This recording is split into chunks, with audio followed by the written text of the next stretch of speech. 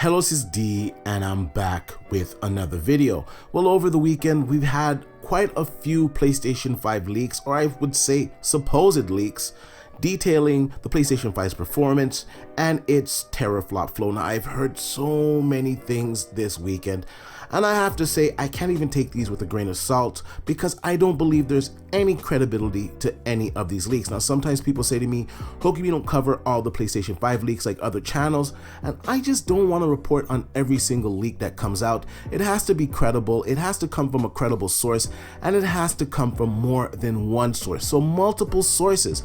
Now, recently we've been getting a lot of leaks on the PlayStation 5 side, and they've all been completely different from one another. You have some leaks that say 11 teraflops, other leaks that say 10, some that say 14, even one that said 18 teraflops. Now, over the weekend we had one drop saying that they're going to release a PlayStation 5 Pro and a PlayStation 5 at the same time, that the base PlayStation 5 is going to be like 9 teraflops and that the PlayStation 5 Pro is going to be 14 teraflops. Then we have another leak that just dropped out of the blue, some anonymous leaker, and what he stated is that the PlayStation 5 is going to have 13.3 teraflops. It will be RDNA 2 based GPU, and the GPU will be clocked at 1.7 gigahertz with 60 compute units. It will have an AMD Zen 2 8-core 16-thread CPU clocked at 3.4 gigahertz, and apparently Sony is working on boosting it up to 3.7 gigahertz. The RAM will be 16 gigabytes of GDDR6 plus 4 gigabytes of DDR4. The solid state drive will have a bandwidth of 5.5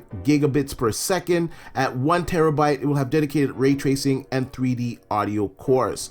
Now, I'm gonna have to call absolute nonsense on this leak. Now, first of all, I don't think that the PlayStation 5 is going to have 60 compute units. Now, we have all the information. We literally got it from the GitHub leak, which was an actual test of the PlayStation 5 conducted by AMD. So I don't know what we're doing here. That leak was actually 36 compute units. Now, there's only so much you can do with 36 compute units. You can overclock it to try to get some more teraflops. Say you can even unlock a couple of CUs to get more performance, but it wouldn't have you anywhere near 13.3 teraflops. Now, it's funny that when the Xbox Series X was rumored to have 12 teraflops of performance, that all these leaks came out stating that Sony was, more powerful at 12.6. Last week, Phil Spencer officially announced the teraflops performance of the Xbox Series X to be at 12 teraflops, and magically we're getting all of these PlayStation 5 leaks that are at 14 teraflops, 18 teraflops, and of course this one at 13.3 teraflops. Now, I want to say to all the PlayStation fans out there, honestly, the PlayStation 5 is going to be a very capable system. I think it's going to land somewhere between 9 and 10 teraflops, and going by Sony's track record, the games are going to look absolutely fantastic with that amount of power on the PlayStation 5.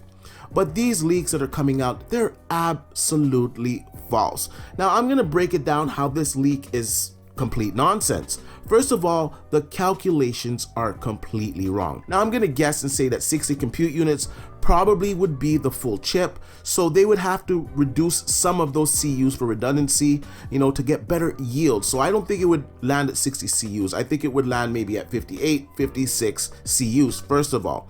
Nonetheless, let's take this leak at face value. Now, 60 compute units, we're going to do the calculations on how you come to the number of T-flops that this GPU would have. We have 60 CUs in that, and each CU has 64 stream processors.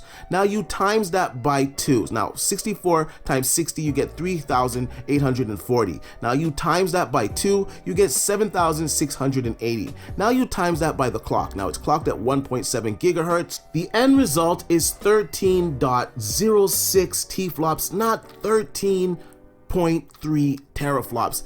That is a difference. Now, if you are a true and trusted insider, certainly the person that's giving you these numbers wouldn't be giving you false numbers. So the numbers just don't add up here. And let's just be honest here. Once again, we know that the PlayStation fans, some of them are really extreme. Some of them want to have the power crown, and some of them are in denial. And these rumors most definitely are coming from some of the super fanboys. Now, according to this leak, we're gonna get the information on the PlayStation 5 specifications tomorrow. And I'm having a strong feeling that tomorrow will come and go and we won't have the specs of the PlayStation 5. How many times are we going to believe these fake insiders? They've been wrong about the reveal in March. They've been wrong about so many things, yet people and publications still give credence to their leaks, as if there's some tried and trusted insiders, when the matter of the fact is that they're pretty much wrong on everything that they've been predicting for the last 3 months, I would say at least. Now, I want to know what you guys think about this. Maybe you guys think I'm being too harsh. Maybe you think that this is possible that the PlayStation 5 will be 13.3 teraflops. Perhaps you think the PlayStation 5 and the PlayStation 5 Pro will launch together. Now, I think that's just nonsense within itself.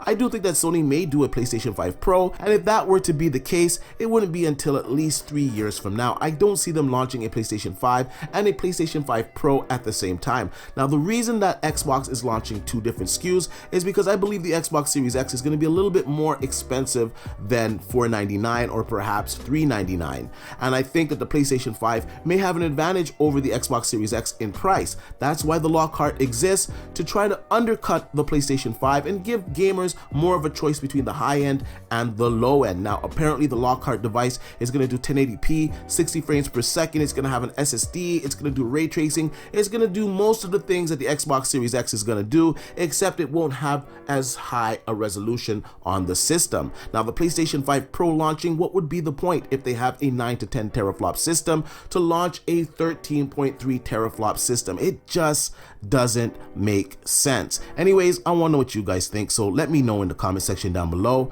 And like I usually say, please like, share, and subscribe to the channel, and I'll see you guys on the next one.